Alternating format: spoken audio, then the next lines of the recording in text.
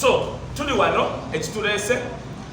nali ne Mwagi naze kushe mu bambi nga tuli mu hype ndoza vibe namwe muzimanyi nga tuli mu vibe ku TV emu kati vibe eyo nga nawe wogimanyi nawabeerawo ekigambo ekimu ekyasimatuka ku kampuni ya Eddy Chicken naye kwegamba nga wobimanyi naawe Mwagi naze oyo si Muganda ate nange siri Muganda kakati ekigambo ekimu kisobola okusimatuka nga tekitegeerekese bulungi. So inze nganza abantu bankubira amasimu ngendo kizuula nga bosi wange Eddy Chicken gana yeba mukubira amasimu kujja sikula statement bambi yayitira manye kigambo ekimu kisobola okuyitira nekitakola kine kitanyuma twali mu hype abamu twali tutaddemu ekintu ekyakabinga bimanyi tunyeddenyedde obuntu kegamba we nayogera nti omwaka oguwedde omuntu akyasinze okubeererawo entertainment industry when it comes mu byokulya ebyakabi okutandika ku nkoko chips liva bitya nga tuli ku TV ye Eddy Chicken era tukutumira webale tuteekamu sente kati munene kulukutu kwe tuli ko twalikoko ya tusupply ebyokulya kati munange Mwagi nazenze manyi just olulimi lwaserera buserezi bekayitiraga program ekwa akayitira akatanyuma bulungi nnyo so ke tuzokiryalinga wano okugamba bannayuganda olw'amasimu agakubira kanyaniza mukulu Eddy Chicken abeeko kyayogera nga sinayongerako kakati nze nsooka kwebaza bannayuganda mulina mwenna gye muli kubanga mutuwagira ne mwogerera bannayuganda bannammwe kulaba nti at least naffe twongera okubaweereza obuweereza obulungi. So nze amanya bamita Eddy Chicken tulina restaurants abasinga Eddy Chicken bagitegedde mu myaka ng'ebiri naye ng'ebaddewo myaka 18. Eddy Chicken omwana eyazaalibwa actually mwatu nga tamanyi nabazadde be n'akola 19 years nemba nga nsobodde okubanga nekodde kyensobodde okukola at 19 years nezidde emotoka nga esooka nagiwa nga gina emyaka 19 ate nga nyina emyaka 9 already nali ku street ngakola ntambuza kintu kimu abatembeyi era abatembeyi abo mbatumira nnyo banvulima obulunkola nongeremu amaanyi nja kutuuka gye mulaga. So Eddy Chicken kati abasinga nga bwe mbaga nti bitegedde mu myaka 2 nga twakatandika restaurants neŋŋamba nti okuva ku Kandek Street ntandikewo ekintu kubanga bye byali ebirooto byange kulaba nti enkola ekintu kyekinjamu nga nze okusinza ebbanga lyemanze. So ate nensimba nnyo buli omu yenna ddala ba artisti bafidde abali ba ssente abo basinga kubeera bakasoma bange abalungi era mbagala nnyo mwebalire ddala. So kakati Eddy Chicken nga omwami Kaye nga bwabagambye nze abantu banjagala bwagazi ye yali ku TV emu n'ayogera kyeyayogera naye pulezidenti omu n'ayogera ekigambo nekitali kirungi eri bizinesi yange. So ate omwana oyo ekigambo kyayogera kampuni nze njiwa emmere. So kati naye neŋŋamba nti nze kibanga okuba ng'otambula mwena mukimanyi nti osobola okuba ng'otambula weekoona olwala ne luvaamu still the journey continues. So osigala okola ki ogenda mu maaso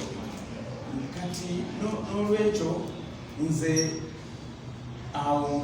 nkalaba nga okwekoona era sinze jani asigala ngenda mu maaso. N'ekirala nti abantusizza wendi yemwe abantu abajja okulya yes yemwe abantu basitabange Mwagi bakamiliyoni bani bawizidomu mwenna buli omu kiti. So ate omuntu wabakolere bingi nga bwembaga nti abantu mwemuwukiriza mwemuntusizza bwendi kiringa omuntu okukolera ebintu ebingi ate bwakola akantu akamu n'omukyaba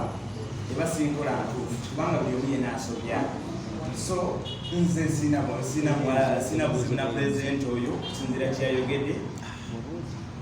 naye nga kyensaba basaba abenjawulo okubasa obukoze mu kubeera DJ omulungi obukoze mu kubeera blog omulungi obukoze kubeera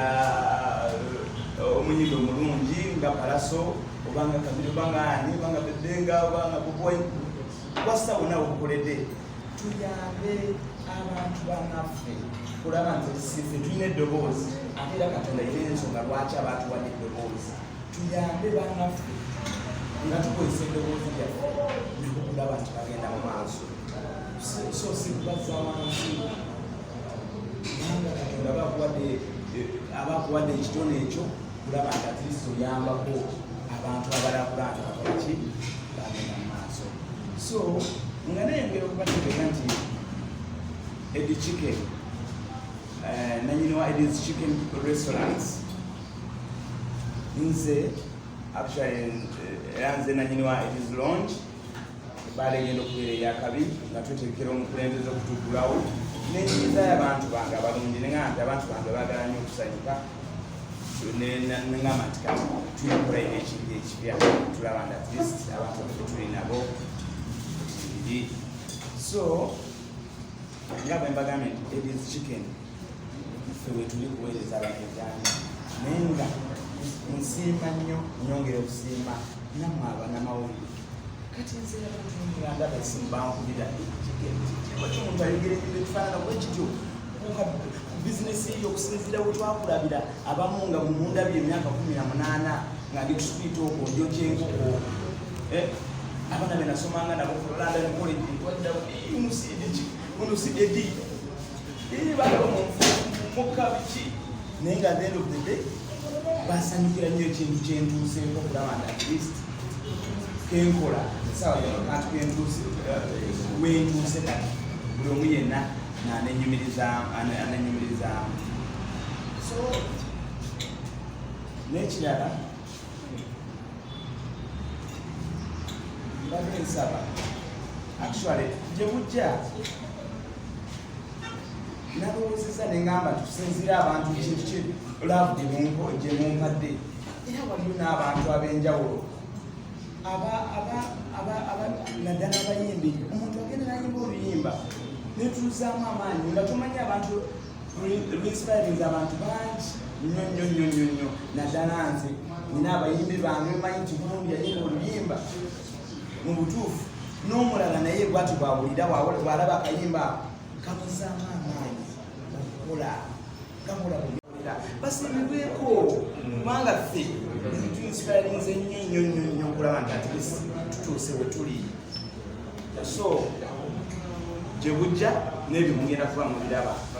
nti nange kasente kange kenfunye nensondasondako at least nabo bakoleki tubabawe nabo bakoleki baganyulwemu naye ngaawo kapasente kwetufuna era n'ekirala basa abantu abo bwetubawa kasente abo nabo era baddamu era ne bakola ki ne bakakomyawo ne bakasoma abaffe tuliga okwewagira tuliga okwesapootinga nze awo wentuuse naye kyenjagala okugamba bannayuganda kino kyasembezayo kantandike Eddy Chicken nga kampuni agenda kuba nga asiima abasita baselebrity bonna abayimbi bapresenta ne baani kati zina kyayisa award ng'omukolo gwa kusiima buli kyakusiima kugenda kubeerako ebbaasa si bino byakuleeta bakuwadde ekintu bakuwadde ekiti simanyi kigiraasi simanyi ekigoma olubugo ate nodde ewaka ne byatikireyo Eddy Chicken gye bujja nga kampuni abantu abamuwagidde emyaka 18 abali mu entertainment industry okutandikira ku bapresenta agenda kubanga oba tugenda kubanga tubasiima nga bakusiima n'ebbaasa ekyo kimu ekyokubiri Eddy Chicken tugenda kugulawo kye bayita Eddy Lounge sawa yonna mwabakulira e Kampala mwe mukimanyi abayimbi babeerangako ebifo byebawumulirangako twagendanga ku high table ne tulaba Radiant Wisdom ne tugenda waliwo byerabira kwayo bisinga byagwa so Eddy Chicken yagala kikomyawo kubanga akuze akulidde mu entertainment industry so nga kampuni ya Eddy Chicken neyiya kye bayita Eddy's Lounge tugenda kubanga tukikulawo nga tubagamba nti buli lwa Mande abayimbi bwe batabeera wano buli lwakusatu kifo ky'abapresenta kati gwe presenta ali eyo olina okwefubako okubanga naawe you deserve a table ojja buzinga lunaku lwa bapresenta nga tugamba bapresenta bano abakabi buli omwe alina tebo byakunywa byakulya. We want to treat you in that celebrity we bino bye mulaba mu America nga muli bannange mwaboogera wano tuli ku press conference soko ogambe kyali oyo ntino tetuli mu nsabu kakati now kati mwe bapresenta abantu bakola nnyo ebintu ne beerabira bapresenta you guys you make us. So kakati nakyo kijjanga kubeerawo so presenta tojja buzikutomera naye nawe weefubeeko olabe nti nno bwe luba lwakusatu nga lwa presenters day ebyokulya n'ebyokunywa byabwerere nga mulina table nga nawe wennyini nga bakuleeta wali omuntu agamba bannange nazze ongenda kugenda olwokusatu olwo mu Eddy's Lounge waliwo bapresenta bange abaakabi nga nawe kubaomu ku baakabi bwekyo naye kakati kamalizeyo nekino ekyogamba ekisinga obukulu tetwagadde nga we mbagambye nti ku show gye naliko bambi mutusonyiwe mwena abadde batukubira amasimu amasimu agakubiddwa abantu abamu nga baŋŋamba Wisdom obeera otya ku seeti mukwano gwate nakola bwati wali we tulya njagala okubagamba bambi mutusonyiwe mwanyaze mukwano gwaffe era ŋŋenda kukwata enkoko zino maama lwakubanga biri mmanyi byalya nkutte enkoko zino zonna bagenda kunkolera chips naki ntwalire mwannyina zaalirye kubanga mumanyi akuwoomerwa nnyo ekirungi Eddy's Chicken yasuplayira kampuni eyo so njagala okugamba bannayuganda mwena abadde bankubira amasimu it was a slip of the tongue kyemwalaba Ayogede twali mu hype nga totoleddemu ebyokunywa byaffe ndowooza kitegereka bulungi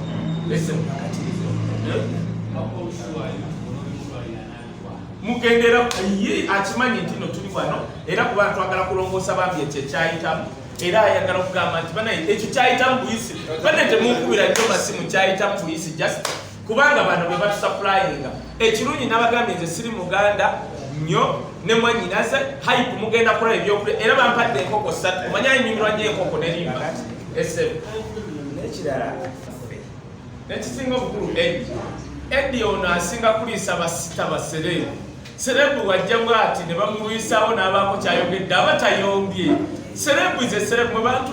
mwe temunakudiringa ne baserebu omusajja olunaku aliisa baserebu abataka wansi wa 10 kakati mbulirayo restaurant wano mu Uganda nga buli serebu okuva ku Bob Wine Chameleon obasanga wali buli omu ali mu mmotoka yetu Eddy leeta enkoko balasaga ngambye leeta ekisambi kati gwe mbulirayo restaurant eyo so ebyo bibamba serebu tubeera mu nembeera naye tewabaawo tabu yonna ebeegenze maaso yes ndowooza kyekyo n'olwekyo kubanga tewali ebibuuzo byakubambi ensonga ekasuleetengeregese Eddy mwaddamu ne mukwatagana ne Winnie Mwagi era yakomawo okwo Mwagi bijanjula by'okugaba ebyobulanti waffe era n'akamera akatumya talina kukiza Eddy bakoze